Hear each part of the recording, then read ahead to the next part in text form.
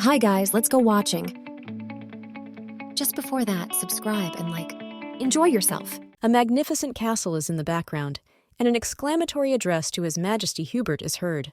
The man asked whether the prince really wanted to use all the fireworks in honor of his sister's birthday, as it was several times the amount given for the holiday. He didn't bat an eye at all, and even replied with a slight smile to do as he asked.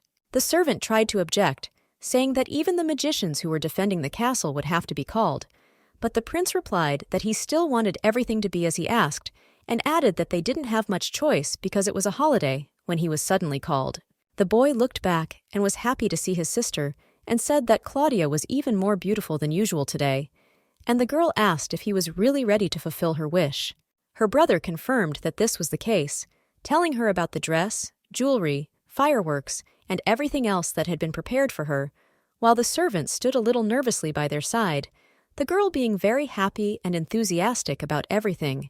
He patted her on the head, saying that he could not refuse his own sister if she asked him, and she noticed that she had not asked him for all this. The young man smiled happily and replied that it didn't matter, because today is the 19th birthday of the only princess of the empire, and most importantly, his dear sister. After these words, she shone. The events took place on a heavenly island that was located above hundreds of earthly kingdoms, namely Port. And as the princess's birthday was approaching, everyone was waiting, but Prince Hubert always loved his sister very much and protected her. Meanwhile, the girl began to prepare for the holiday, and in honor of her, he organized a week-long celebration in the royal castle. The pleased maid praised the princess for her excellent taste in choosing. The woman spoke enthusiastically about how the sky blue color suits her very well and added that all colors look good on a princess. Claudia replied that he was chosen by this woman, whose name was Navarra, by the way. Navarra agreed, but added that the girl had chosen the color and that she had great taste, and she was thanked in return. The princess thought about it and whispered, asking if the maid had sent a letter to Prince Kim's court lady about wearing a blue velvet dress today, and she answered that she had, of course. She also added that she remembered that the girl wanted to get a marriage proposal by the lake on her birthday, so she had already informed all the maids, for which she was praised. Claudia began to talk about Kim, saying that she liked everything about him, but she was surprised by his carrot-colored hair, which did not match her blonde hair. The maid tried to convince her that the young man's hair was quite nice. She went on to say that the young man was certainly not Prince Hubert, but he was also very handsome and tall, and the princess looked back at the woman, and that it's hard for a girl to find a man who matches her status. Suddenly, someone began to approach them. Navarra also said that the lady's husband should be at least as tall as the captain of a knightly order, Sir Alf, and at that moment he was just passing by, and the girl looked at him. The boy stopped near the princess, and there was a moment of silence. After that, he got down on one knee in front of her and introduced himself as Damien Alpha, and the girl greeted him back. Standing up, he bowed once more and asked to be excused, as he still had work to do. The girl replied that she understood and wished him good luck, but they walked away in opposite directions without looking at each other.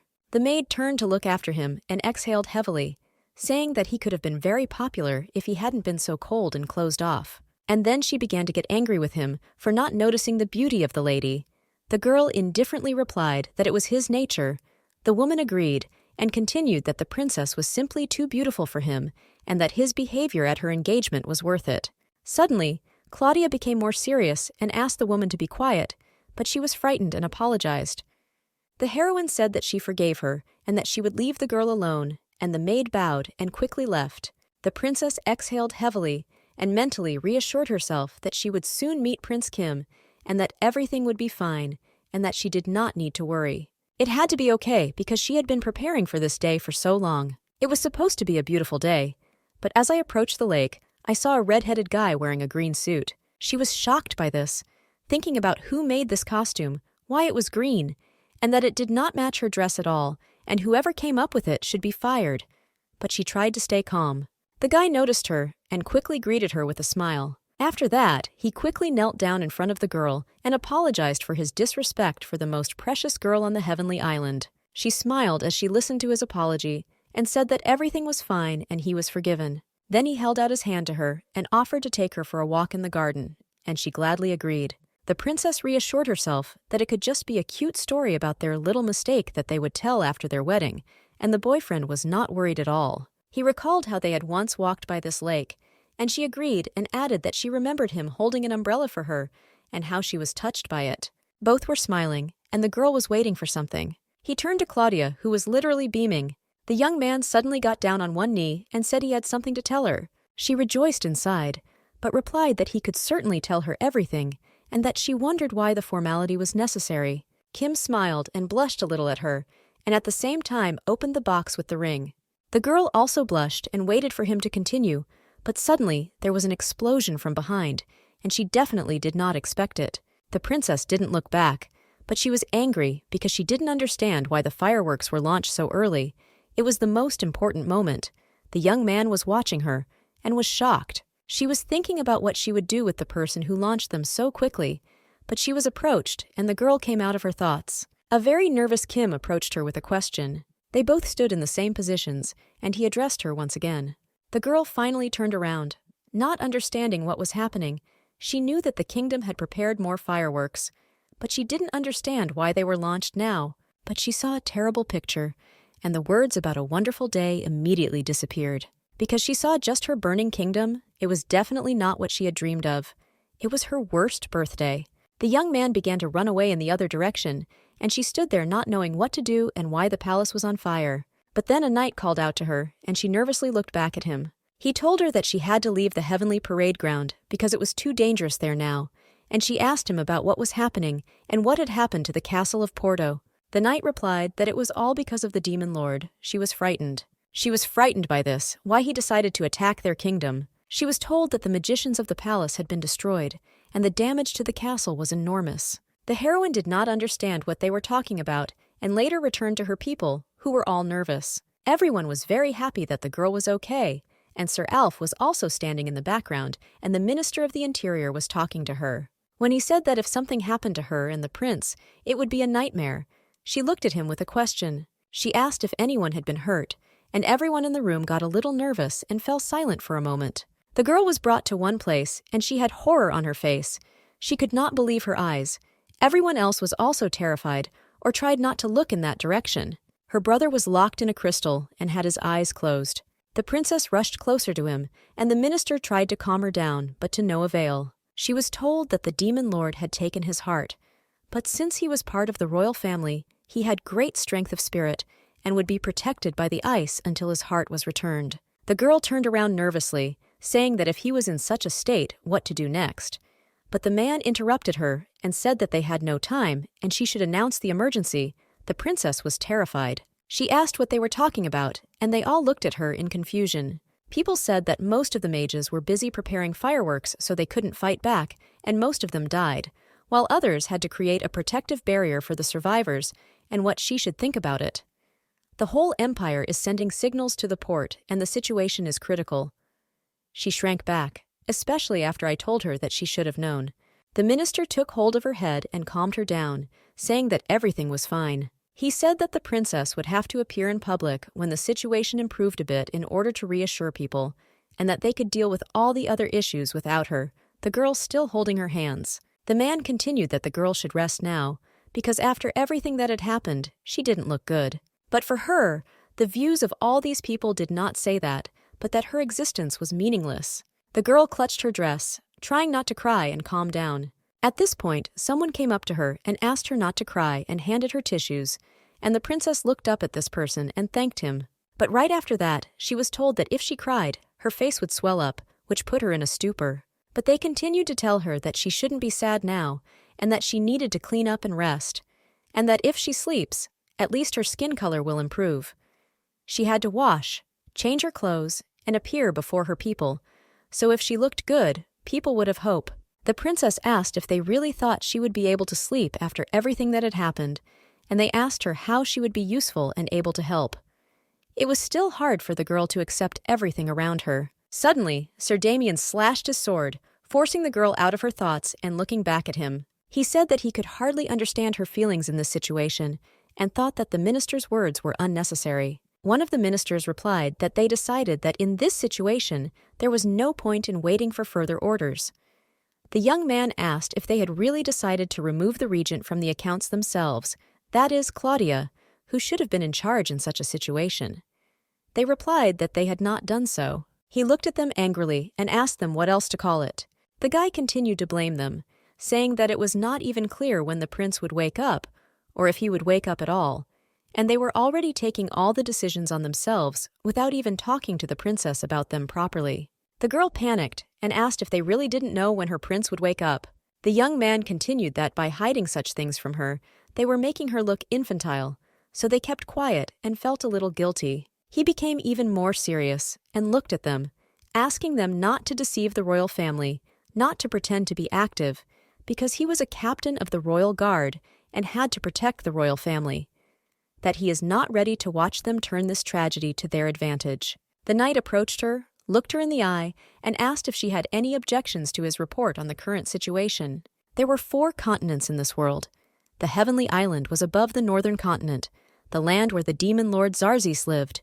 It was an island with many impassable bodies of water and many demons around it. They, along with their master, had rather strange shapes, looks, and magical powers. Once upon a time, the demon lord wanted wealth and fertile lands and attacked other kingdoms.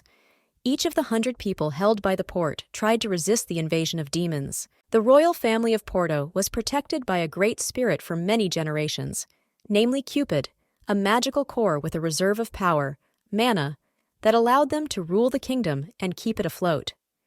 The demon lord tried to steal this core and succeeded, but he also wanted to destroy the entire Porto family. Only the strength of his spirit prevented him from doing so. After Cupid's theft, the spirit was still able to defend the kingdom. The girl was frightened, realizing where this was going. Since they no longer had the strength to keep the heavenly island afloat, it would gradually begin to fall. She refused to believe it, and one of the ministers decided to accuse Alf of saying that if he had been with the prince, this would not have happened. And then the prince would not have died, but the knight shouted that he was not dead yet. He looked at them angrily and said that his majesty was alive, and they should watch what they said, and the one who started it was frightened and clutched his heart. At that moment, the princess approached the knight and asked where he was when the palace was attacked. After a moment, he replied that on Hubert's orders, he had selected a bodyguard to accompany Prince Kim because her brother was worried about her.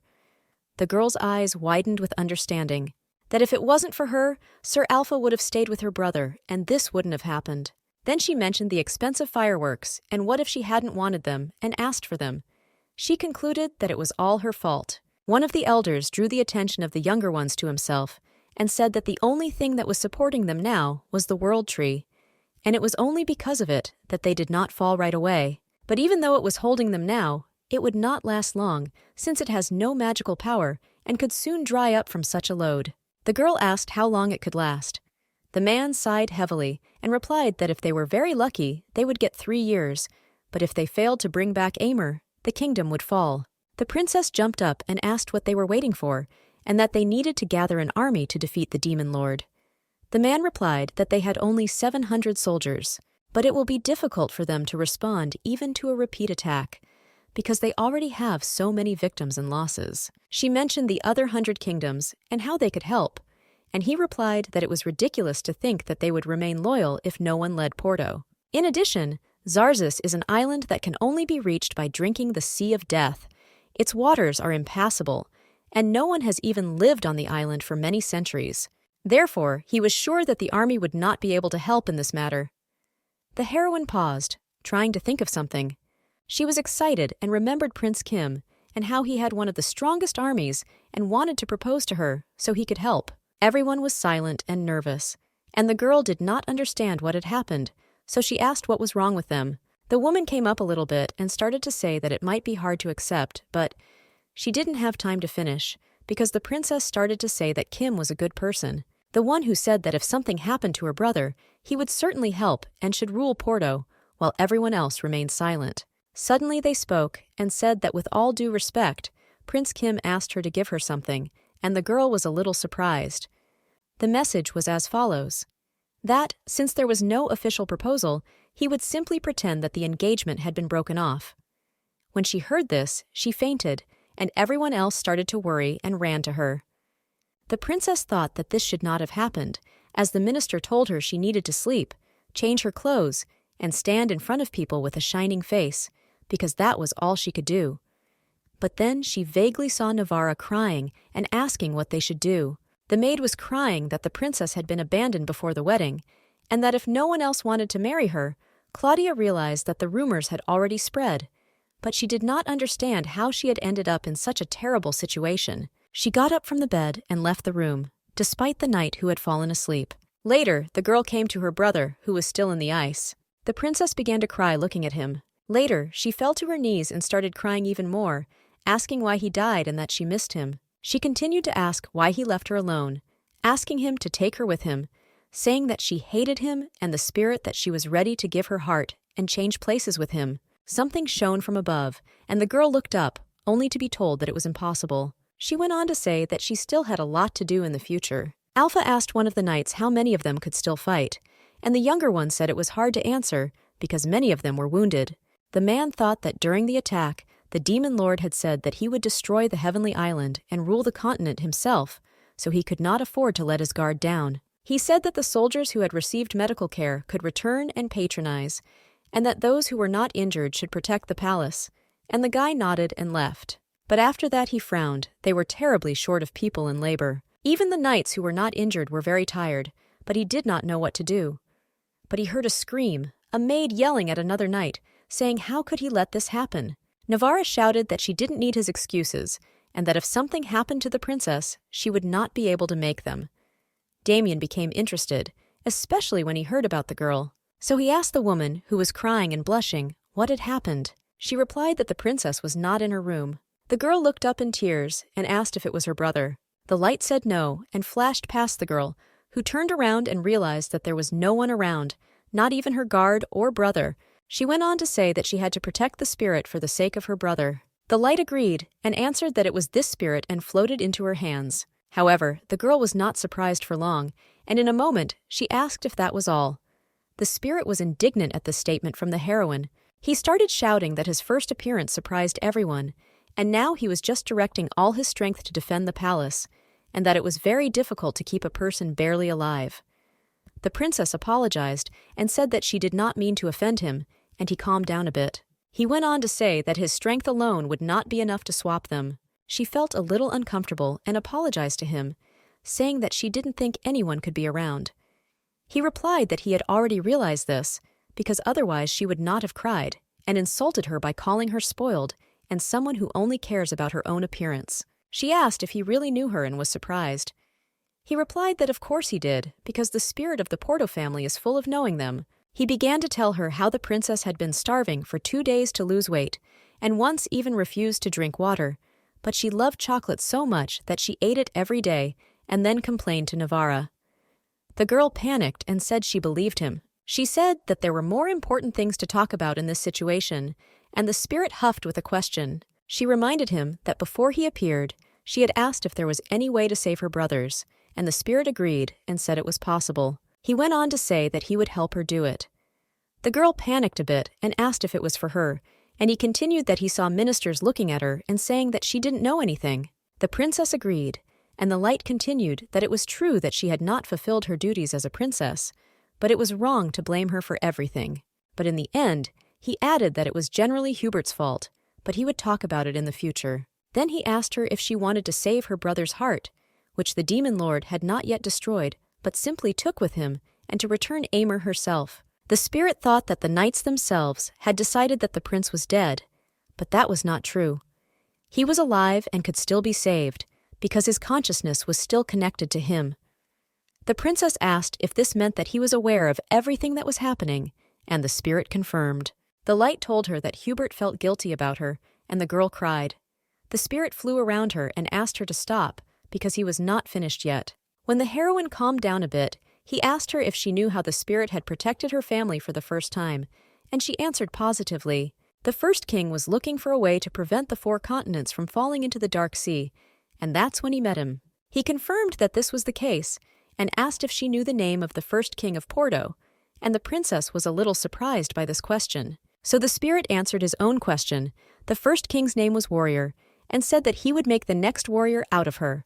The girl asked him how he wanted to do it, and he replied that all she had to do was say, "Great Spirit, give me your power to save the world." If she speaks them, she will have the power to save the world, and ministers will never be able to laugh at her again. He then asked if it was true that Prince Kim had broken off their engagement. But if she saves the world, then everyone will admire her, and everyone will want to be with her, and she asked if it was true. He continued to lure her with the promise that she would even lose weight and look even better. He gave the example that in all fairy tales, the heroes become cooler after they save the world, and if a princess did this, she would definitely become more beautiful. The girl wondered because she had never heard of such a fairy tale. The girl thought about her decision for a long time, and no one else would have taken the offer, and even members of the royal family would have thought twice. But for the spirit, the heroine's answer was obvious, because she wanted to save her brother in spite of everything. In the future, Claudia, who had to save the world, will write an autobiography and describe herself with words like, "fucking idiot." So she agreed and said the same words. "Great Spirit, empower me for the sake of saving this world." It was at this point that Sir Alpha entered the room, and the spirit concluded that the contract was created and she was wrapped around his finger. Everything was glowing, so the man had to close his eyes, as did the girl. When the light disappeared, a large sword appeared in front of the princess, and the sir asked what was going on here. He was shocked, and the other knights who also entered the room wondered what kind of light it was. The guy immediately remembered the demon lord and ran in front of the girl to protect her and asked her to follow him, and the sword almost fell on her. Claudia got up from the floor and wanted to explain to him what had happened, but she didn't have time because he said it was an attack on the kingdom and everyone needed to be very careful. She then pulled his sleeve a little and nervously replied that no one had actually attacked him, and he looked at her in disbelief. He looked at her expectantly, waiting for her answer, while she wondered how to tell him what had happened. While the girl was thinking, the man quickly took control of the situation and ordered everyone to disperse and guard the exits. Everyone obeyed and left, but she looked at him in surprise. Then she felt uncomfortable because she wasn't even properly dressed and that she was in front of men like that, but the sir of the guard quickly handed her something looking the other way. The girl threw his long cloak over her and thanked him, when suddenly someone else addressed her. Ministers and Navarra ran to her, saying that they were very worried about her and asking what had happened and if anything had happened to the prince. They all finally stopped breathing heavily, and the girl said that they all needed to calm down. The princess took the sword by the hilt and explained with a serious look that the spirit had become this sword, and that the flash they saw gave her her power. The ministers and the maid looked at her with huge questions, not understanding what she was talking about. Then she smiled and continued that she made a wish to save Hubert, and the spirit became a sword. She enthusiastically said that with him she would be able to defeat the demon lord himself. Some people fell down from the news, and most shouted loudly, which was heard throughout the kingdom. However, the girl had problems even with raising the sword. One of the ministers exhaled and said that the sword was heavy, and she could not even hold it, and how she wanted to defeat the demon lord, and she started talking about how the spirit needed to go on a diet, but he denied it. The maid was worried about her, because she knew that the girl could not hold anything heavier than a silver spoon and would not be able to swing a sword. Mech replied that he was like that and could do nothing about it, but no one but her could do it, because the power worked only on members of the royal family, and she was the only one left, so she had to do something herself. The man decided to ask the sword a question, namely whether its strength was really enough to defeat the demon king, and it confirmed. He explained that the island's magicians strengthen the king's heart, so a simple sword has no chance, but he does, but only with a member of the royal family. The Alpha asked if it had to be her, and the sword confirmed and said that he would not have chosen her under different circumstances. The girl was a little offended. The spirit explained once again how his power worked, and that only Claudia could use it, and they stood next to each other. The man then asked if the princess should rely only on herself before they got to the boss. The spirit sighed, and Alpha concluded that the sword would simply perform a few magic tricks at the critical moment. Mech agreed, but he was outraged that it sounded like he was deceiving her, and everyone else agreed that the spirit was doing that. The general then asked why he hadn't told the girl right away that she would have to learn fencing beforehand. He replied in surprise that it was not obvious, but the princess shook and blushed. A moment later, she yelled at the spirit and accused it of deceiving her and being a demon in general and lying about the girl becoming more beautiful, but the spirit defended itself by saying that if she exercised, she would lose weight. Ministers hid their faces from embarrassment. She began to attack the muscular women, and Sword objected and told her not to look down on the bottom, and admitted that if he had been honest from the beginning, she would not have agreed. He called her stupid, and she started crying. He asked her not to cry, and that it was not her fault, but her brother's, and she began to defend Hubert while he continued to accuse him, namely, because the prince hadn't taught her anything and asked her once again to stop crying. But at the end, he added the catchphrase that the girl is now upsetting her brother, and the spirit knows it, because they share the same consciousness. The girl calmed down a bit, and he gave her a message from him, because soon the boy's consciousness would fall asleep. Suddenly, she heard Hubert's voice addressing her and apologizing for what had happened. He said that he just wanted to let her live a happy life, and could not think that she would suffer so much, and the girl began to deny it and say that it was not his fault. The prince disagreed with her and said that it was all his fault. The voice said that it didn't want her to give up her dreams just because of her duties as a princess, and she was surprised by this. But then he turned to Damien Alpha, who quickly came closer. He promised to protect and take care of Claudia, and he immediately agreed. The heroine's eyes widened, and she asked what he meant by protection. The brother asked Claudia to trust the Alpha, and under his supervision she should look for a new husband. He seemed to be standing next to her with a smile, a guy who just wanted his sister to be happy and her life to be filled with happiness, and that he would be able to leave only when she was happily married, with children, and able to live a carefree life. But it could also mean the end of the kingdom, so the ministers hesitantly asked him to think again about his decision. The prince simply apologized to them for failing to become a good ruler. These were his last words, after which everything fell into silence. Navarra began to admire Hubert and smiled with tears. The princess stood frozen. And now the future in which the little prince found Claudia and asked what she was doing there. He asked if she shouldn't be in class, but the girl was weaving a wreath and looked back at her brother. Claudia proudly replied that the teacher let her go because the weather was nice outside, and the boy sighed and asked if it happened again, or if she just asked to leave the lesson. She agreed and was a little upset, explaining that since her father had fallen ill, the young man hadn't been going to class, and Damien wasn't going either, and it wasn't fun to be alone. The boy smiled and said that he would then ask for less time and fewer lessons, and the girl was very happy about it. They started playing together, and he said that he didn't want to force her to do anything, so let her use her free time to her heart's content, sewing or making wreaths, one of which he praised and put on her like a crown. But the most important thing for him was her happiness. The girl was still frozen and did not answer Navarra, who asked if she was okay. Alpha said that if she did what the prince wanted, she would be able to live a comfortable life, and she immediately looked back at him and asked if she would really be comfortable then. She got angry and shouted that it wasn't true, and let him finally say what he really thought of her and not hold back. The princess thought he thought she was spoiled, unable to do anything on her own, and could only get married.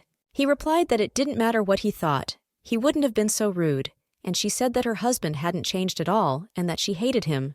There was silence, but later she asked the Minister of the Interior to prepare everything for an official statement, and that everyone should know about it. A couple of days later, everyone knew about the upcoming announcement that she was a princess who had to fight a demon lord. As well as the story of the spirit and the sword, many decided to help her, but many were surprised and doubted that she could win. However, it also became known that the girl, despite her physique, was able to lift a sword, and many people were touched by this and went to help the palace. They said that she was so moved by their help that she could not hold back her tears, but only they thought so. She was sitting upset and holding her knees. They were worried about whether she was okay, but no, she was very hard. But she couldn't just leave her kingdom, and didn't understand how her brother could even suggest this, and whether he thought she would be happy after that. She also realized why the spirit was accusing Hubert. Suddenly, there was a knock on her door and she looked up in tears. Quickly standing up and wiping her eyes, she said they could come in.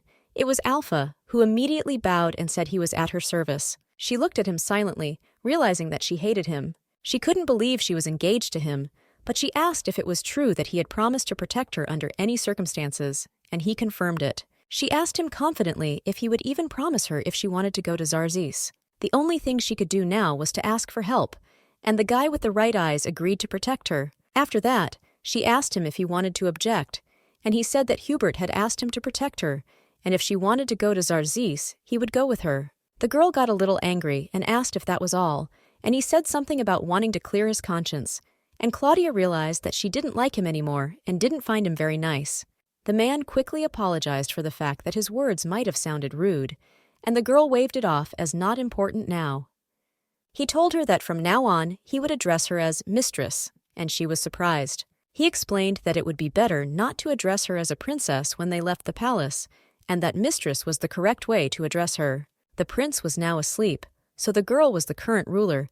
Tears appeared in her eyes, and she remembered how Sir Alpha had asked her as a child if she could be called Laudy. She agreed that it was not on purpose that the princess always returned to her childhood, where situations were already familiar to her. The day she had to leave came quickly, and the people who made her clothes did not believe that they had to make different clothes from the usual princess clothes. They had prepared travel clothes for her that were pink and shiny, and Alpha quickly said they didn't fit. And he said that there was too much on the clothes, and whether they were sure that the princess would be able to wash them herself, which put them in a stupor in their minds. Claudia and washing were not compatible. The servant then asked if she would wash the laundry herself, and the sir replied that he would do it himself if possible, and the princess tensed up and wanted to object. Then they asked why not just use the services of a laundress, and the guy got mad and asked if they thought the princess was just going for a walk, and they were scared. The servants were shaking, and the man asked for permission to punish them for not understanding her determination to save Porto and for deceiving her. She didn't think they were cheating, and she wanted to have nice clothes for the trip, so she just smiled. As a result, she decided to propose a compromise and began discussing how her costume could be changed. The man exhaled heavily, thinking that at this speed, they would not go anywhere at all. A few days ago, they were trying to plot their route with maps. The main problem was the Sea of Death, and they had to figure out how to cross it, and the path to the island was not easy. Suddenly, the sword spoke, saying that it could be left to him, and the princess asked him when he had managed to wake up, to which he replied that he had not slept at all. Damien raised his sword while he spoke and explained that the whole ship would not protect him, but a 10-seater ship could, but it also required the girl to pick it up, and then his power would work. The man thought about it for a while and decided that 10 people would not be enough. The spirit was a bit indignant, but they agreed that they could make a ship out of the world tree, which would increase its power and spread it across the continent. He went on to say that they needed a ship made of that tree, and the princess asked if the heavenly island would fall down, and he explained that it would not, but they needed the wrong tree. Alpha thought about it and asked if the spirit was talking about the forest of the roll, and the girl asked what kind of forest it was.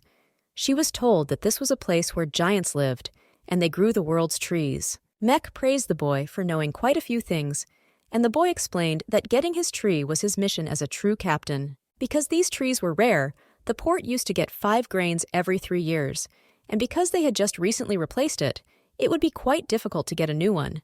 The spirit asked if they should have made an exception for them due to their situation, and the man replied that they should find out. Looking at the map, the girl felt sad that she didn't even know all this. Later, she suggested that we gather an escort from someone who knows about this, namely a specialist and a knight to guide them. He replied that this was not necessary and that it would be better for them to move in a small group, and that they did not need to take many people with them to get to the demon lord, and the girl was angry, namely that he was talking too smart. However, the knight thought about it and added that the mission would be dangerous, but he couldn't take many people with him, so he suggested taking a magician with him. The princess was a little surprised by this proposal. He suggested that on the way, he stop by the guild and ask them for help, so they could increase her stamina and protect her in case of danger. She was a little indignant, asking what was wrong with her current stamina. He explained that he knew that Claudia could dance 10 times in a row at a ball, but traveling was something else entirely.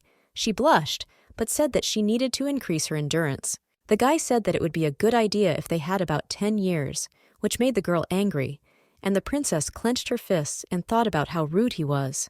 So their plan at that time was to go down from the island and find the magician, get the grain from the giant, and then go south, get on a boat, and go to Zarzis. The princess was a little scared of this plan, but he looked confident. He told us the rather sad news that they had no map of Zarzis itself, because no one had been there for a long time, so there was no information to go on, so they could not even imagine what awaited them there. After that, he turned and looked at the girl and asked her to promise him something before they left. She was a little surprised by this request and looked at him in surprise. Back in the present, Novara cried that she would not go with the girl because Claudia would not even take a few pairs of earrings with her, and the princess sighed and reminded the maid that she was not going on vacation. After a minute, she looked at the knight and whispered to the woman that she had brought the rose quartz earrings she had been given and hid them in her clothes.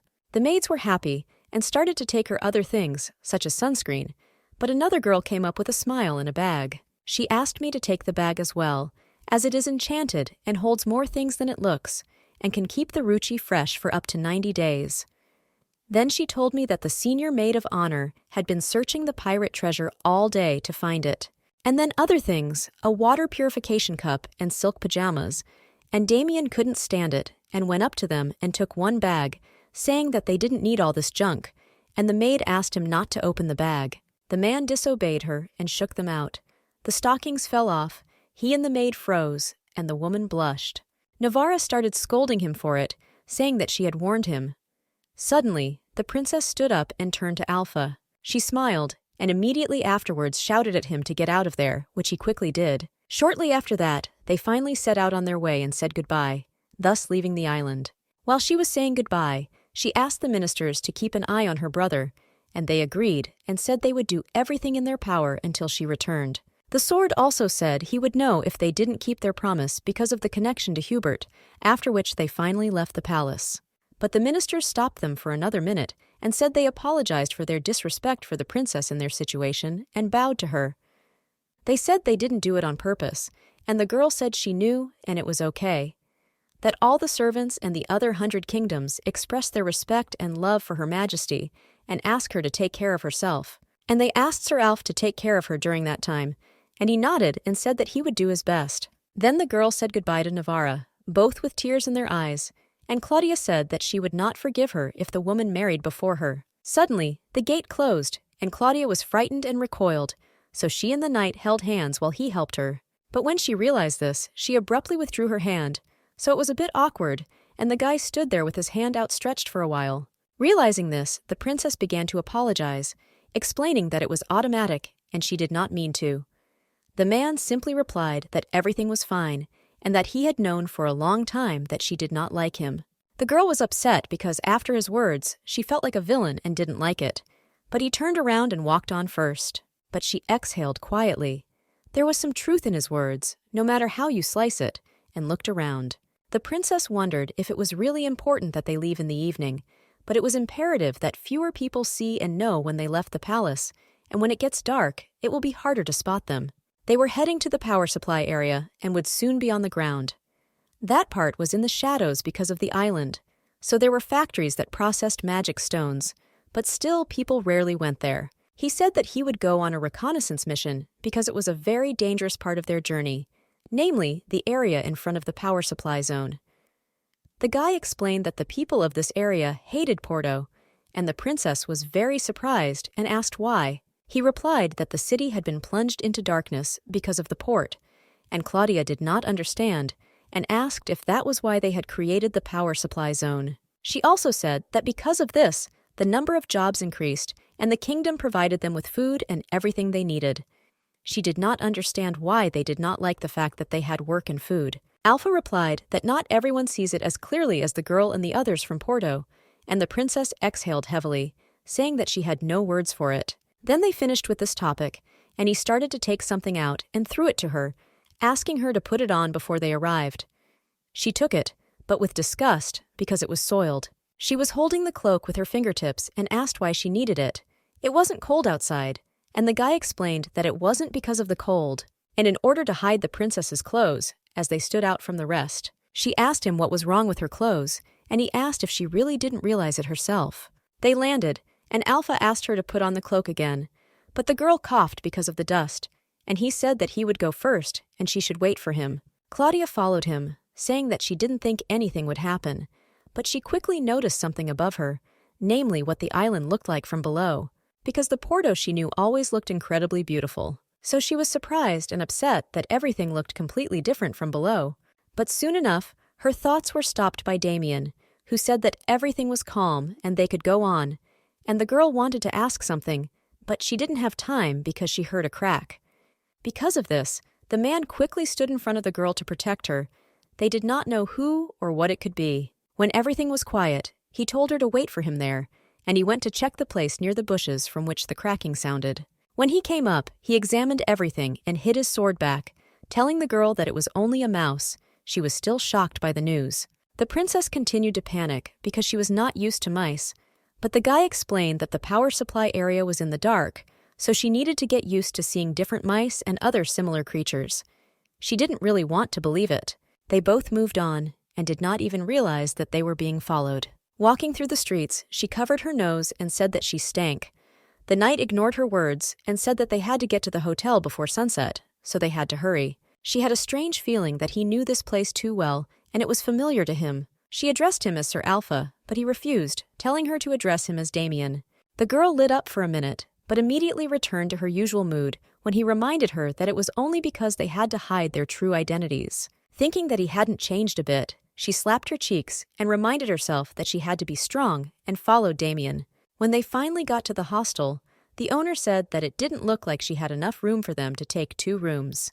The guy said that he was told that there should be enough space, and Claudia said that they could not share a room. He told her not to worry, and that the guy shouldn't think about sharing a room with her, and the princess then asked what he would do.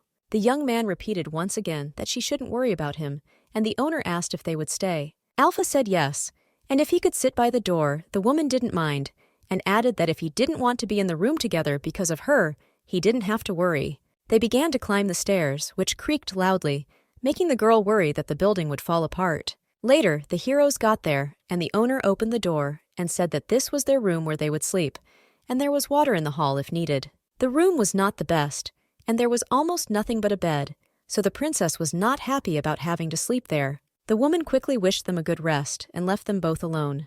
But a minute later, a lizard ran across the floor next to her, glowing, which shocked and frightened her. She complained that it was very dirty. The guy who had been silent until then asked sharply if they could go back, and the girl froze in shock at what she heard. The princess turned to him, and the boy explained that if she wanted to return, now was the best time to do so, because it would be too late. He said that if she came back now, she could have a delicious dinner, and Claudia asked him to stop, but he did not, continuing that the palace was completely clean and in her silk pajamas, and she shouted at him to stop. She asked him if he realized how rude he was being to her, and he said that he knew that. After that, there was another question, namely how he could even say that to her. He was silent. But later he answered that he would rather be rude now than give her the opportunity to change her mind later. When it was too late, the heroine froze. But he said that he was going to the gym, and that if the girl changed her mind, she could come back. The girl gritted her teeth and shouted that she would not return, but the guy just kept silent. But then the fact that then she would only have this dirty and dusty bed to look forward to, and there would be times when she would not be able to sleep at all. She stood in the center of the room, holding her hand on her cape, upset. She said that she should sleep now, because it was better than sleeping on the damp ground, and she would not have the opportunity to wash her hair, and this trip was not for royalty.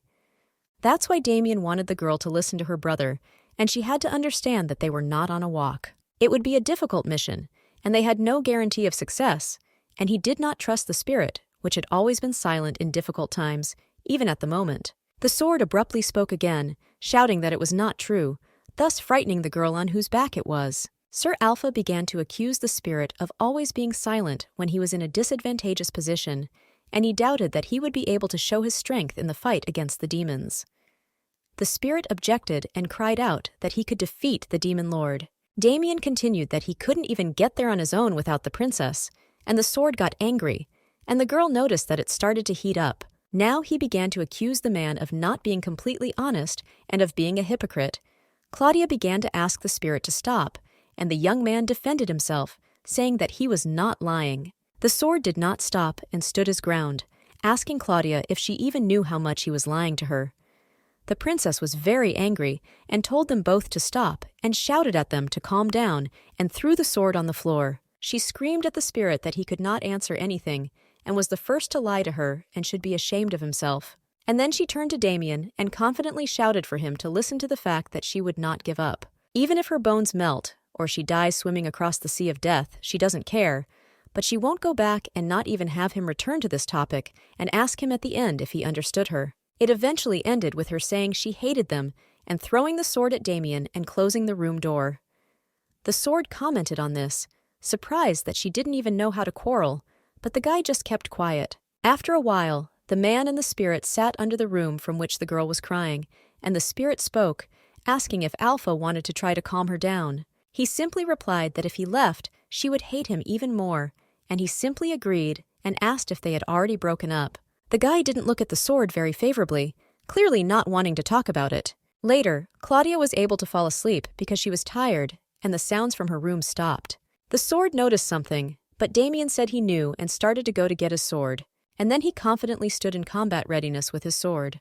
While she was sleeping, she dreamed that she was in her bed and in the palace, where it was warm and comfortable, but they started waking her up, so she asked for 5 more minutes and turned to Navara. However, when she was addressed as the hostess, she abruptly opened her eyes, remembering where she was and that Navara was not here. She got up, but there was no one else in the room, and she was disappointed to realize that everything before had been a dream. Suddenly, someone came to her and asked if she was awake, which startled her into a state of alarm, speaking to her through the door. The girl replied that she was already getting up and went to the door, took her by the handle, saying that she would be right out. But she froze in front of them when she remembered that she was wearing no makeup and couldn't even wash her face or comb her hair, and she panicked.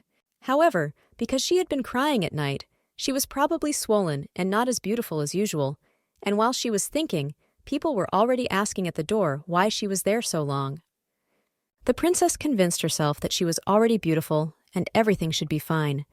She said she was coming out and opened the door. He asked her if she slept well, and she did not appreciate the question and thought that she would like to say yes, but did not. The princess decided not to even waste her patience on this and asked if they should be leaving already, but then changed her mind and asked instead what time it was, since she couldn't tell because it was dark. The guy simply replied that they would be leaving soon, but after that, he told her to take a breath and go to the backyard, and the girl did not understand this statement and asked again. However, he quickly explained that it was a condition they had agreed upon, and Claudia froze for a moment. Back in the palace, he asked her to promise him something, and she asked him what it was. Specifically, he wanted her to train with him every morning. The man justified this by saying that the girl was not good with a sword, and the demon would not just stand there and let her pierce him, and that she would most likely have to defeat the demon lord, and the girl herself understood that this was important, but she thought about something else. Claudia was worried because Sir Alpha was a very strict teacher, and she heard him yelling at the students so much that she was scared, and the girl did not want to hear such insults from him, so they both ended up standing in silence while she thought about what to do. But she agreed, and now she was very nervous. She thought he would start training with her, at least when they left the power zone, but she remembered his words that this was no walk in the park and gained motivation, saying that she was ready. He was very excited to hear that she would be training with him from today and told her that he was looking forward to it, and she smiled back at him and agreed. The girl slung her sword over her back, and they followed Damien a little uncomfortably. While they were coming down the stairs, she noticed a huge dark red stain on the wall and wondered what caused it. The spirit asked her if she was okay. She said that something was wrong, and if he could smell anything, and she sniffed, he said no, because he was a sword. The smell reminded her of iron, but she didn't have time to think about it because Damien called her and she quickly left. So they were standing there, and the girl was thinking about what training looks like. But in her mind, it was like hitting a pear, or maybe he would like to train her himself. Alpha was the youngest swordsman in history, and she was worried that she would not be able to hold the sword and would be embarrassed, and he was just handing it to her. The guy told her to put her feet shoulder-width apart and stretch her arms out in front of her, so she did. Then he put a sword in her hands and told her to hold it for 10 minutes, and the princess didn't immediately realize what had happened. But the sword fell to the ground, and Claudia was indignant, asking him to be more careful, apologized, and said that it was because she had not expected it. She said the same thing to the boy and, standing in the same position, asked him to repeat it again, and he nodded. Very soon she began to stiffen, and her hands shook, and her husband reminded her that not even a minute had passed. The princess didn't understand what this had to do with sword training. She was tormented and only had the desire to stab Damien with this sword.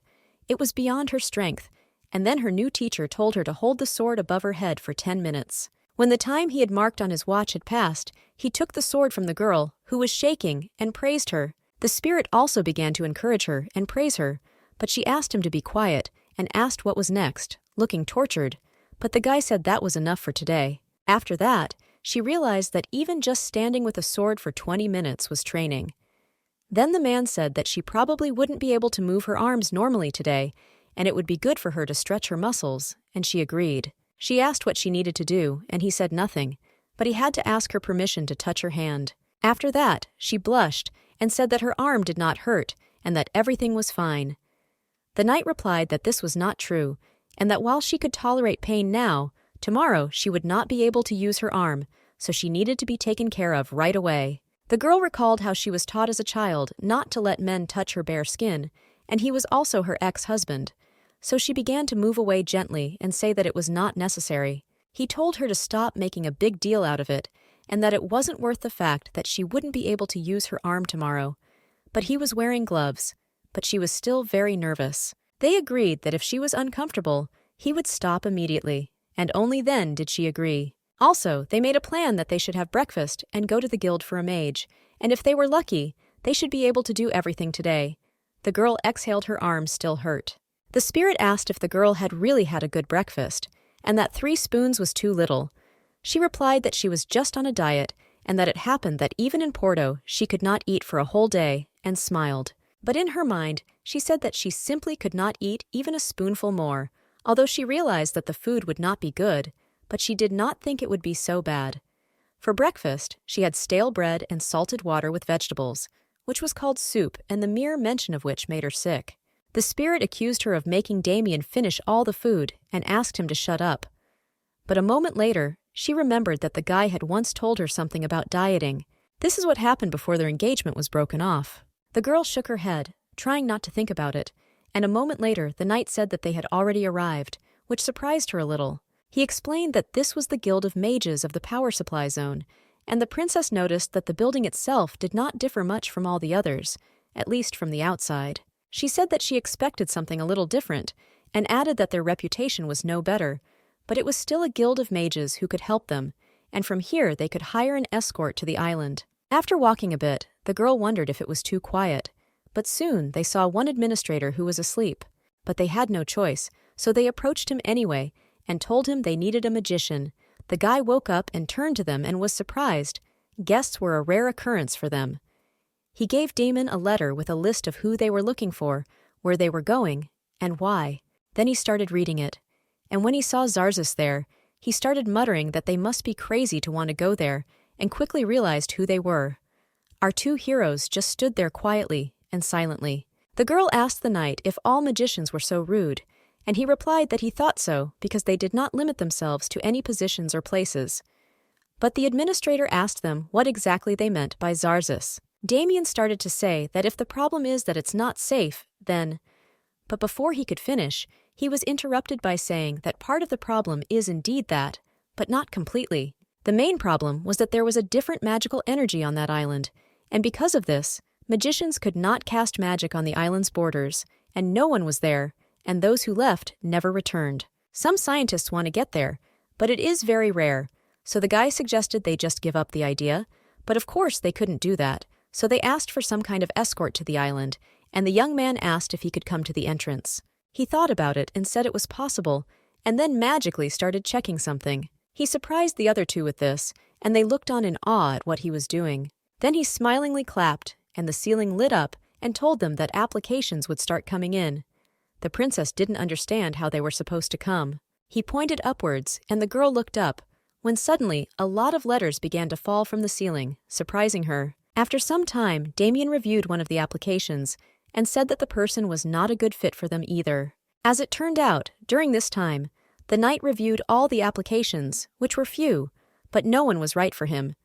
The administrator was surprised because he had reviewed almost 100 applications, and he explained that there were good candidates, but the meeting place was too far away. Then the 2 boys discussed who they needed, while the princess wondered how magicians could have so many criminal records. The magician thought about it and replied that he knew a professional, but only if they were willing to pay 3 million. The princess was surprised by such a large sum and shuddered. She began to resent it, because for that amount of money you could buy a very nice mansion in Porto. The man scratched the back of his head and said he was ready to explain where the money came from. He said that this person knew how to use magic in Zarzis, and would probably even go inside with them if they asked. After hearing this, the man asked a logical question. Hadn't the boy said that no one had returned from the island? The administrator smiled with his arms folded in a lock, saying that Damien could believe him or not, but magicians never lie. He exhaled and said that he would have to look over his papers, but the wizard wiped his glasses and said that he didn't need them, because that person was the administrator. Alpha asked if he was really ready to go with them, despite the fact that he had recently called them crazy.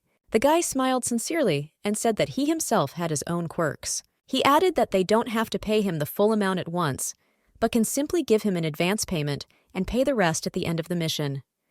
Claudia asked why and how he could magically work in Zarzi's at all. He thought about the fact that he probably should have charged for such valuable information, but decided to share it for free. He began to tell her that he had already been there and that he was the only person who knew that magic was different. The girl was immediately interested and asked if this meant that he had crossed the Sea of Death himself. The wizard objected and replied that even the best magician could not do such a thing, and the princess asked how he had gotten there. The young man bent down to the girl, and she to him, and asked him not to tell anyone, because he wanted to sell this information to the guild later. He whispered with a sly smile that once every 100 years a sea route to Zarzis opens, and he learned about it from books on magic. This path opens for one day, and only those who know about it can see it. Claudia wanted to ask him something else, but the guy said that he needed to pay for further information, and if they hired him for 3 million, he would tell them even more. Damien said with a stony face that he looked more like a deceiver than a magician. To demonstrate his abilities, the young man made fire appear in his palms and asked if he was still a fraudster. The two of them started discussing what they were going to do, and the girl said that she didn't know much about magic, but it must be hard to conjure something like that without a spell. The knight agreed and added that spells with fire are very complicated, and if he can do it without training, he is definitely a good wizard. The young man began to extinguish the fire with his hand and thanked him for the praise, and then sat back in his chair. But the girl still considered 3 million too much money and hoped to bargain. She made a not-so-great comparison that her 10 most expensive dresses cost the same amount. Saying this out loud, the girl was surprised at her comparison. He offered them to pay him one now, another when they arrived in Zarzis, and the last when they finished the mission. The girl thought about it. Damien said that the young man was very greedy for a wizard, and he explained that he simply had a lot of debts to pay off, because if not for that, what would he have been doing in the lower region? But when he pays everything off, he could leave this place. He was also asked what he had done to owe 3 million. However, he denied it with a smile and explained that he owed only 1, and the rest would go to his family. So, they started talking about it, and the girl asked her husband's opinion, and he said that it was too expensive for them, and they could not afford to spend that much just on the trip. But the girl ignored his words and confidently said that she would just sell 10 of her dresses, which surprised everyone. The girl explained that she would not be able to wear them in the near future anyway, and he agreed, but he had one more thing to say. However, the princess did not want to hear anything, and simply replied that there would be no problems then, surprising her Alpha with her confidence. So he agreed, because he had no other choice, and the wizard was only happy and snapped his fingers. By doing so, he dangled a contract in front of the girl, and she caught him. He wrote the contract, and they discussed payment, which could be in 3 parts. The contract lasts 3 years, and the end point of the mission is the gate of the Demon Lord's palace. The princess was surprised that he had a palace. The young man was upset and asked if they didn't know, and the girl apologized and reminded him that they hadn't been there yet. But he immediately said that he would not go further than the palace gates because he did not want to die. Unlike them, the princess began to ask how much he needed to pay extra to go inside with them. But he just waved his hand and said that his life was not for sale and that she shouldn't talk nonsense and get upset. They agreed on that, and the guy said they could leave. She was surprised that it was so soon. But the magician said the real thing, that time is money, and put on his jacket. But he finally introduced himself. His name was Sybil, and he said that he was pleased to meet her. The magician made the light, and the girl was pleased that they took him with them, and he said that it was a great honor for him. And while they were walking down the street, she saw children who came out to see the light. The wizard told her not to pay attention to them, that they were just curious to see the light, because such a bright light was rarely seen there, because the brightest thing there was were lizards that glowed. But the girl looked upset. They had to go along the same road, and they had to come to the gate of the lower region, and when they arrived, the light would appear again. The princess was worried that he hadn't said goodbye to his family, and he replied that it was better not to, and that it would be safer because he was worried that something could happen to them if people knew he had paid off the debt.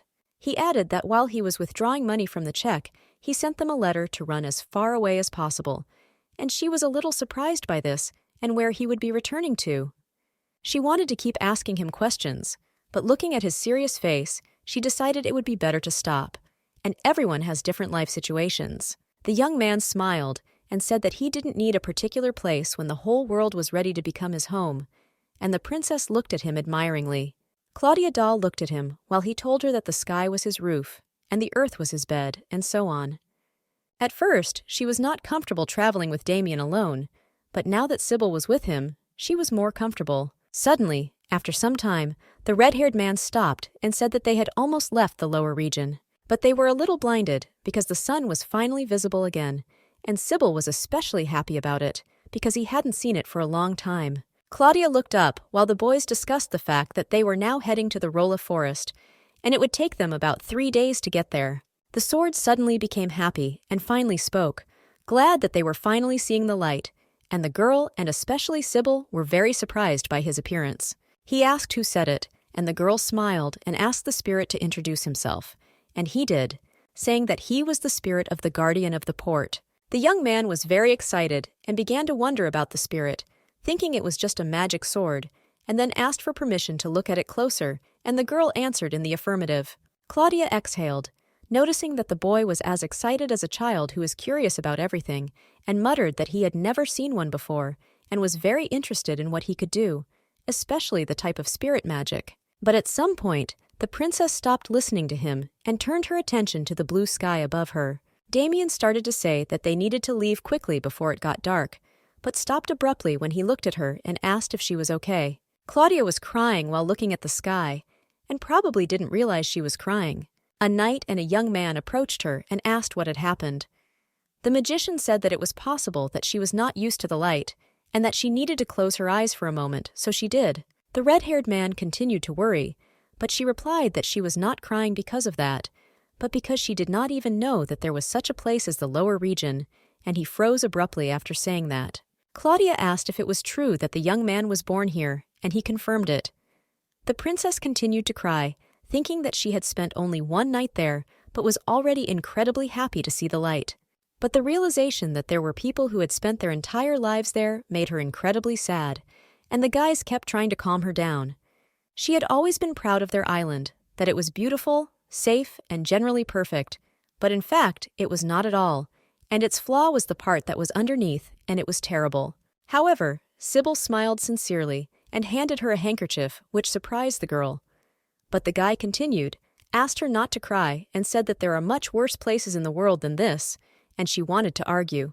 But Alpha joined the conversation and said that the lower region was created out of necessity for the island, and those who moved here did so voluntarily, and the shadow was here even before the region was created.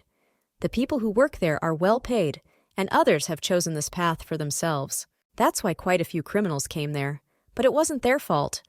The girl pouted, and still didn't think it was the right time to do it, to just accept the darkness. Nevertheless, the princess calmed down, and the young man saw that she was fine and suggested that they go on. He reminded her to return the handkerchief later, and she said she would wash it and return it to him, but he objected and said it was not his. And he pointed in the direction of Damien, who had already taken off running, and the princess realized that the handkerchief was his. She squeezed it, and the young man went forward and called out to the girl, who did not move, but she quickly came to her senses and followed them. As they walked, the girl had a lot of ideas about how to make life easier for other people, for example, to create a large pillar of light for the lower region using magic. But Sybil objected and asked if she wanted to take all the magicians to the grave, and she said no. So the guy just advised her to forget about the dark place and put his hand on her shoulder, at which point Damien looked at it with disbelief. But when the young man touched the sword, it electrocuted him and reminded him that he had asked not to touch it. Sybil apologized and suggested that spirits simply do not make friends with magicians. The spirit objected and said that the royal magicians did not have such a problem, thus upsetting the young man. The princess said that perhaps they just needed to get used to each other. She pounded her fist with her sword, and Sybil saw it and blushed a little. Later, when I asked her if she was tired, as the sword looked very heavy, she quickly replied that she was fine and that she shouldn't worry. She explained with a smile that she trains every morning and has already started to get used to it. Of course, the spirit commented that she was just weak and needed to stretch her muscles every time so they wouldn't hurt, but she asked him to shut up, and the guy was just a little surprised. He offered the princess a massage with a smile, and she was surprised by the offer. He showed her his strong hand and asked her not to refuse, because he had worked hard all his life and had become a massage therapist.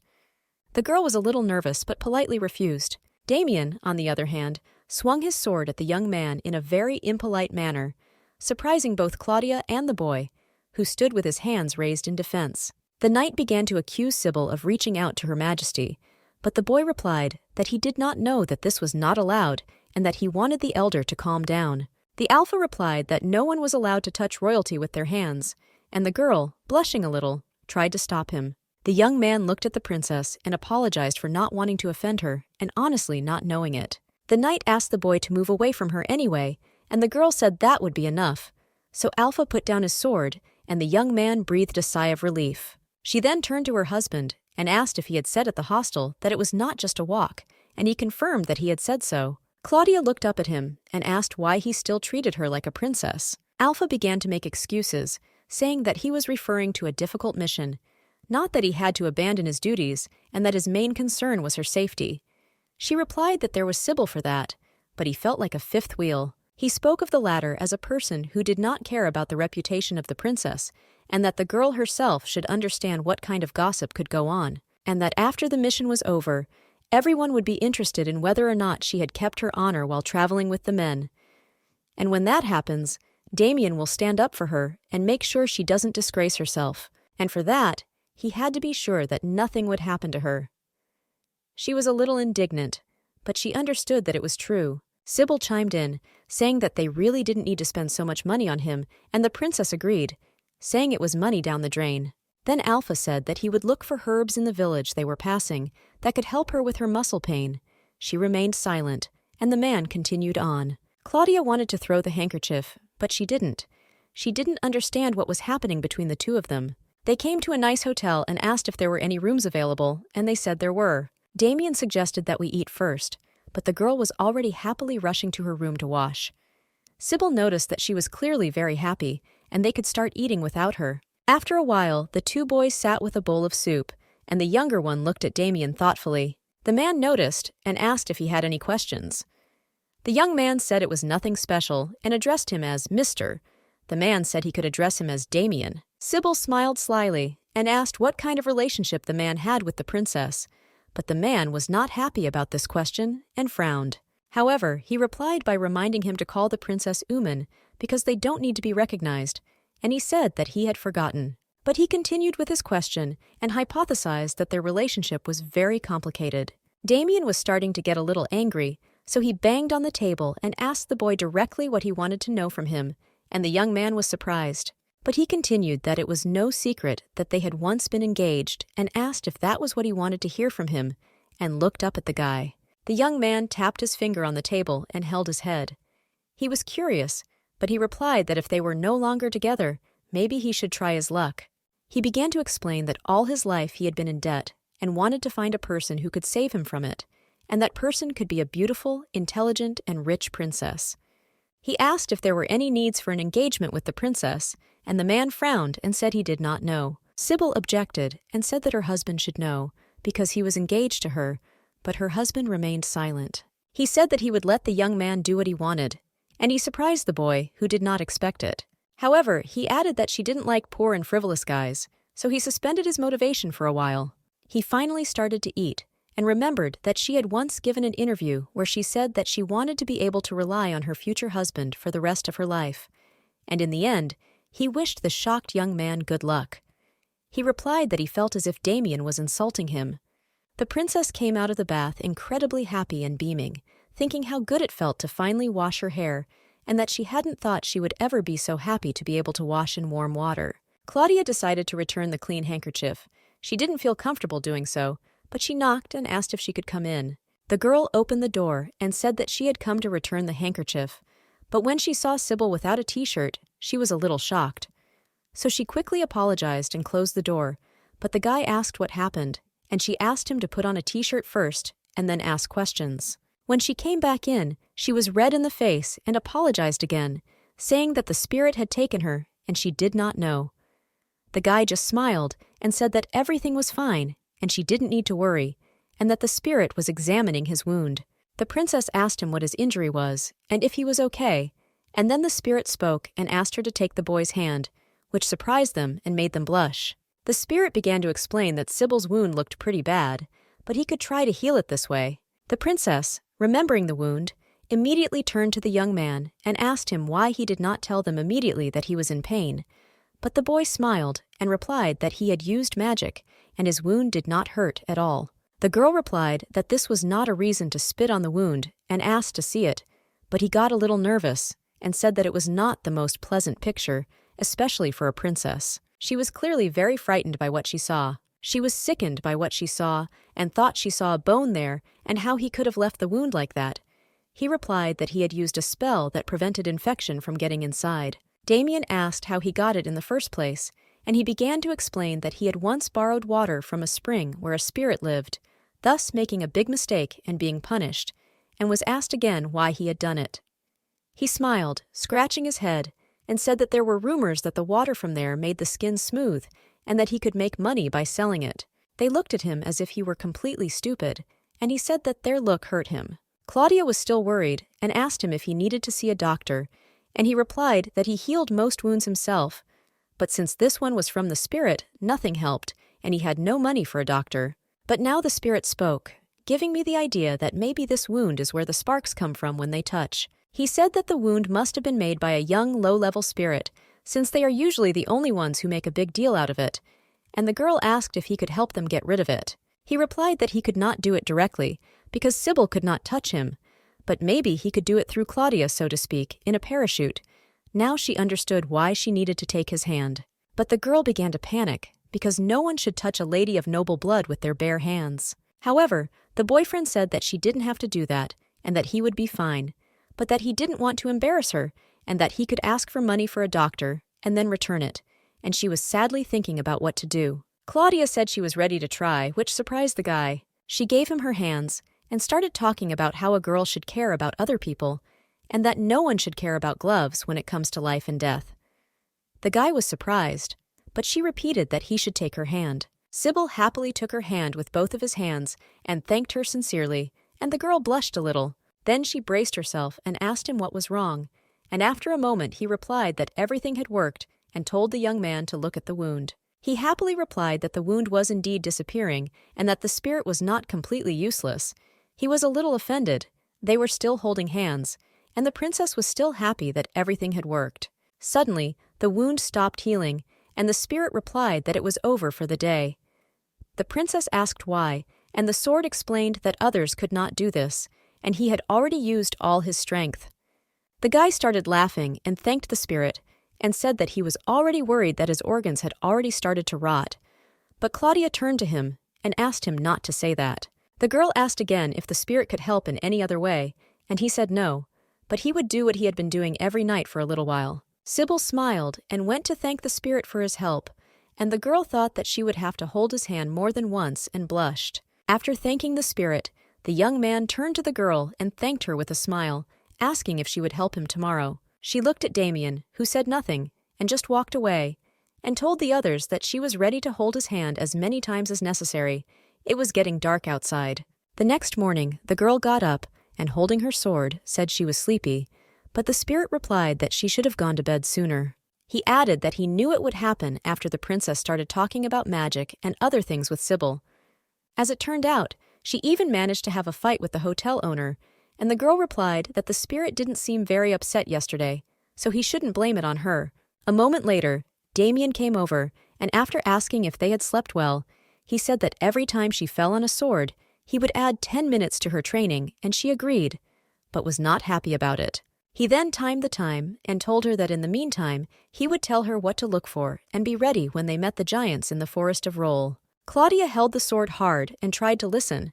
The man said that giants hated large numbers of people and that even he himself had only gone to collect seeds twice. She tried to listen, but it was not very good. This did not stop the man, so he continued that they do not like it when there are many people because they are afraid of accidentally stepping on someone.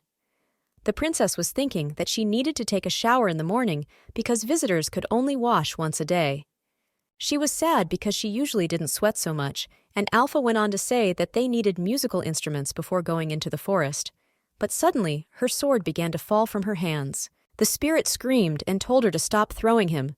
The girl apologized, and Damien said that he was adding 10 minutes to their workout as promised. The princess looked at him sadly, trying to object, but seeing his expression, she realized that it would not work and that the guy was too strict to ask him to end it sooner, and she just exhaled.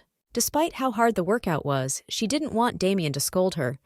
While she was in her thoughts, the knight reached out with a handkerchief and wiped the sweat from her face, surprising her with it.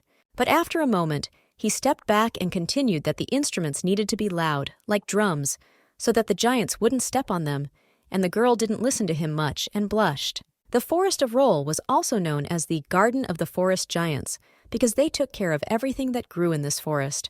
The world tree was the most valuable thing to them.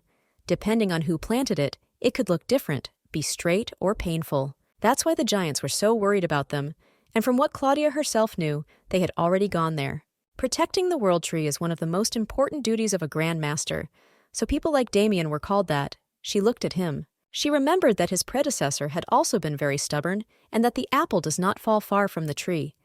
And then they walked in an uncomfortable silence, with some kind of mumbling in the background. As it turned out, it was Sybil who was banging the cymbals, but the spirit shouted at him to stop. I asked him why he was doing this if they hadn't even reached the forest yet. The young man replied that they brought back memories of his childhood, that as a child, he met a group of street musicians who played drums, beat cymbals, sang and danced. Damien hypothesized that the guy lived in the north, because usually there are more street musicians in that direction. The guy confirmed this, saying that the man was well-oriented. The girl started asking if he had moved from the north to the lower region, and he smilingly replied that it was a long story. A knight approached her and said that she should know something else before going there, and handed her a sack, and she asked what was in it. When she opened it, she saw salt, and the man began to explain that when they entered the forest, the giants would quickly realize that they had entered, but the problem was that not only they would realize it. At the same time, earth elves began to run toward them, and the girl asked what kind of elves they were and whether they were dangerous. Sybil explained to her that they were not exactly elves, but rather monsters. Although they were small, they were known to steal food and other valuable items from people, and they were especially fond of precious stones and gold. And one by one they are easy to deal with, but the problem is that they usually live in groups, and if they get too close you need to throw salt at them. She looked at the bag with distrust, wondering if it would really help. But the boys said that she would be protected anyway, and that she shouldn't worry, so she happily agreed, and they went on together. His spirit was delighted. He said that it had finally become interesting, and a real adventure had begun. But the girl disagreed with him, but she felt that she was the only one who cared about their situation, and that the others were either having fun or didn't care. When they arrived, they were quickly attacked by elves, but Damien and Sybil dealt with them, and the man reminded the magician not to hurt the plants, and that if not for that, he would have set everything on fire long ago. But even so, he was not very upset, on the contrary. The princess was asked to stand behind them, but she was clearly shocked by this picture and was told to follow the instruments. Blood and bodies were flying around her. She felt sick and wanted to vomit. While she was trying to calm down, one of the elves came up behind her and started attacking her. The princess threw salt at him, and to her surprise, he fell and disintegrated, which made her feel even worse. But in a moment, Damien was there to help her. Finally, they defeated them all, and the path was clear, and the young man commented that it was not so easy because the elves were small and nasty, and the knight said that if they were in Porto, he would have defeated them with one blow.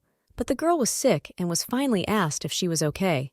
The princess wanted to say that everything was fine, but she saw the bloody mess and couldn't finish. The girl ducked down and shaking, covering her mouth with her hand, and the guys ran up to her and asked her what was wrong with her and if she was injured. Then there was another fight with the elves, and while Alpha was beating them, he heard a girl scream. She was attacked by one of the elves, but the man quickly fought him off, thus saving the girl. In the background, there was a commotion. The boys were fighting, the elves kept attacking, the girl was panicking and sitting. However, after a while, they beat them all, and the girl noticed that now they tried not to shed blood after the last time she was sick. She would like to say that they shouldn't worry about it, but in fact, she would not want to see again what she saw then, namely a lot of blood and other things. The princess was pensive, so Sybil asked her if she was feeling unwell, and she quickly replied that everything was fine. Claudia decided to ask if it was always so difficult to get the grains of the world tree because no one had warned her about it, and Sir Alpha himself thought about it and said that he too had noticed something wrong. They began to tell her that giants have excellent hearing, so they usually appear immediately where there is noise, and they know about the earth elves, so they try to come as soon as possible because they do not want the plants to suffer. So, after all these fights, they should have appeared long ago, but they didn't meet anyone else. Not a single soul. Claudia asked Damien if he thought something might have happened to the giants, and he said he wasn't sure, but that they had only one option now, and that was to get to the heart of the forest as soon as possible. The boys gathered their tools, while the girl looked at them anxiously. The princess was very worried about all this. She also took her guitar and hoped that nothing really happened and that everything would be okay. Suddenly, Sybil offered to tie her hair up because it was tangled and pointing in different directions. Now the girl was nervous about having a nest on her head, and the guy smilingly objected, saying that she was even as incredibly beautiful as ever. He also noticed her earrings and told her that the elf who attacked her must have come for them. The heroine only remembered them. She remembered the words that elves love jewelry and the earrings she had secretly taken with her from the palace. And then the guy told her to turn her back to him and he would braid her hair, and not to worry, because he had helped his sister with her hair many times. She objected, saying that she could do it herself. As a result, the princess fixed her hair herself, while the background was discussing how far they were from the center of the forest, and the answer was that they were almost there. The guys went ahead, and the girl was thinking. Damien noticed and told her to join them, and she said she was already coming. And she did take off her earrings after running after them. After some time, they arrived at the goal, and Claudia was delighted with the beauty of the place. They examined the tree and its fruits, discussing this painting. Claudia was delighted, and noticed that it looked nothing like the tree that sustained the life of the heavenly island. The man explained that this was because the tree had been pruned so that it could fulfill its role as a support. But when it bears fruit, it looks like this. The girl thought that this proved once again that great sacrifices had been made for the island. Also, while they were all looking around, the knight said that it was already very strange, because there should definitely be giants here, but they were not visible. It wasn't strange for them to leave, but it was too quiet, and usually a few of them stayed in the center. Claudia asked sadly if it was possible that they too had been attacked by the army of the demon lord. The girl continued her thought that she did not know how he crossed the sea of death, but he might have known that a ship could be made from the tree of life, and if she were in his place, she would try to cancel all unwanted meetings. Alpha confirmed that it might be possible. So she thought that the demon lord could attack the giants, and he said that the chance of that happening was still small, because giants were very difficult to defeat, at least physically. But if he injured something in the forest, everyone could run to it. But the wizard replied that everything was fine on the way, and the forest was not injured, and said that if he were a lord, he would simply attack the island and the princess without all this fuss. Finally, the spirit spoke and said that the Lord of Demons was not capable of such a thing. The young man became even more interested and asked if the spirit was hiding something else from everyone else, for he wondered why the demon lord had not attacked again. Mech asked Claudia if he could tell him, and the girl smilingly agreed, arguing that if he was going with them, he should know the whole truth, starting with her brother and about Amur. After the story, he realized that their enemy had taken Amur and His Majesty's heart. He was a little shocked by all this, and said that he only knew that he had killed the prince and escaped, and the spirit replied that this was logical, because it was all they could tell ordinary people.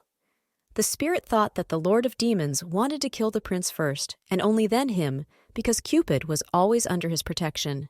The fact that he activated immediately when he ripped out Hubert's heart, he was the guardian of the heavenly island, and had the duty to protect the island and especially the royal family. After this story, Sybil asked why the demon lord went after her brother first and not Cupid, and the girl happily replied that it was because her brother was the smartest and best of the whole kingdom. She began to tell him that the prince could have figured out how to restore the island even without the help of the spirit, and the sword said that he wanted to deny it, but he couldn't because it was true. He continued that Hubert was a gifted man, and that he might even be able to do it, but Damien suddenly interrupted him, saying that he had heard something,